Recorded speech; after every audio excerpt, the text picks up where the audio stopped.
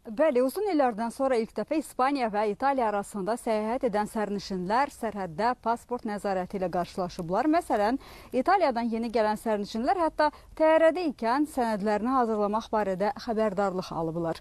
Avropa İttifaqı daxilində bu cür yoxlamalar artıq çoxdan unudulmuşdu Şengen sayəsində. Bu gərginliyin əsas səbəbi isə iyulun 30-da Şimali Afrikada yerləşən İspaniya eksklavı Seutaya Mərakeş ərazisindən 70 mindən çox miqrantın kütləvi şəkildə keçməyə cəhd etməsidir. Hadisə zamanı təxminən 100-dən çox adamın həlak olduğu bildirilir. Yaranan vəziyyətlə əlaqədar İtaliya hökuməti Şengen rejiminin məhdudlaşdırılmasına ən azı avqustun 15-nə qüvvədə saxlayacağını bəyan edib. İtaliya baş naziri Giorgia Meloni administrasiyasının açıqlamasına əsasən sərhəd rejiminə yalnız təhlükəsizlik təmin edildikdən sonra baxılacaq.